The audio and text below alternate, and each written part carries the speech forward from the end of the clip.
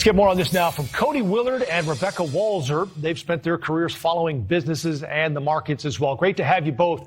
Let's start, I guess, with at this point, why, Cody, with you think this might be something that would just be a horrible time for businesses to have to do this?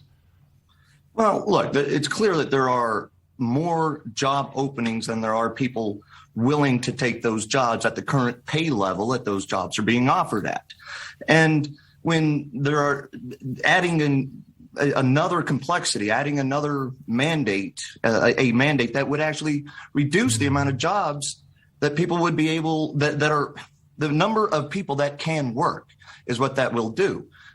It's not like you're going to make more people actually get the vaccine at this point. I'm pretty sure that most people who want the vaccine are going to get it. And if they're not going to get it, they're probably going to make a stand on this. And so you're going to lose yet more jobs. There, of course, is a good flip side of it, that the millennials out there that have either been vaccinated or want to go out and get vaccinated now, these jobs are going to have to start paying more. These companies, the corporations, are going to have to start paying more. And frankly, maybe the government should put the mandate on them and force them to either allow people who are vaccinated to work together and not at the same time as people who are not vaccinated, and let the corporations figure out how to pay for all of that. Rebecca, what are you hearing from companies? At this point in the pandemic, I guess I'm wondering if we should just leave this up to the businesses.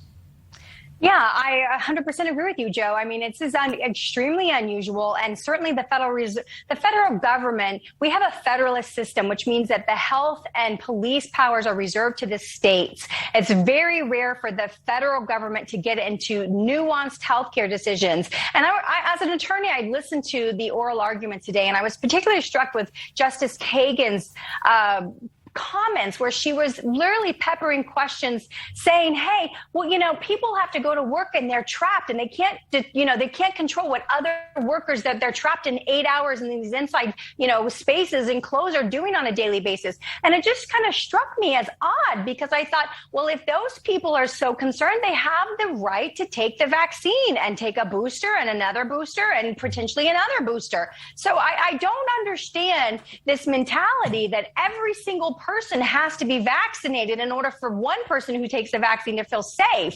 And I don't think that was raised. And it's a very odd, constrained argument. I actually have an actual living example of that.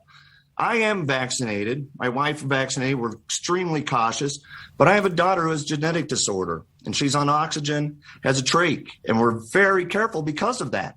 But if I were forced to work, I don't. I have my own hedge fund. I get to work my own office, and I can have employees here or not. But if I were forced to be around people who were not vaccinated by choice, that would be very hard for me because I don't want to risk getting it, even if I know I'm probably safe getting it, but transmitting it to someone who is probably not safe getting it. The flip side of that, Cody, and we've talked about that on this broadcast, is that we go to the grocery store, we don't have any idea who's vaccinated and who isn't. We have 2 million people a day flying through our airports, and if you've flown, you have no idea who in that airport's vaccinated or not. I mean, we do all we can. We get the vax, we get the booster, we wear a mask, and we hope for the best, just like everyone else, as we keep our distance.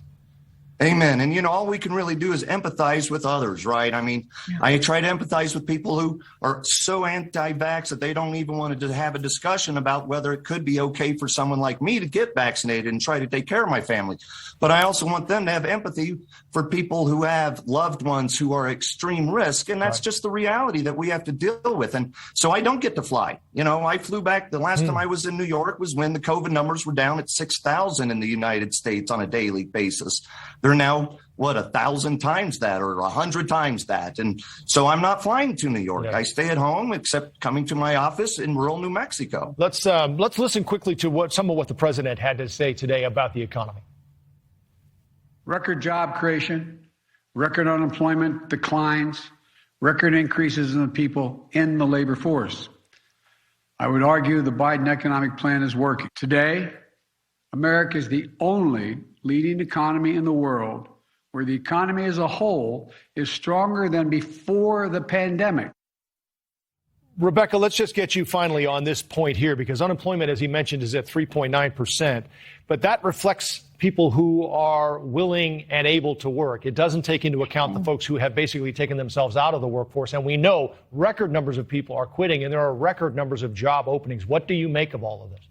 You're exactly right, Joe. We had 4.5 million workers leave the job workforce in November. We certainly had similar numbers in September and October. It's unprecedented. I would call it the mass exodus from the workforce, and something is going on. And so you could certainly say these mandates through OSHA, through Biden that he put through in November, where the deadlines have been coming up and people are just deciding, hey, you know what? It's just not a deadline I'm comfortable with. I'm not comfortable with anyone else telling me what I have to do with my own body. So I'm going to leave the workforce. And then, of course, they're not included because they're no longer actively seeking employment. And this is why we have some 12 million job openings, which is unprecedented in normal economic times. Granted, we have a pandemic, but we are not in the middle of a global depression. And yet we have 12 million job openings. So something is motivating these people to leave the workforce.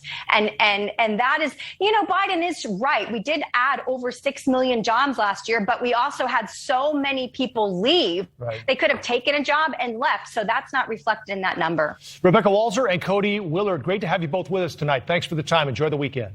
Thank you.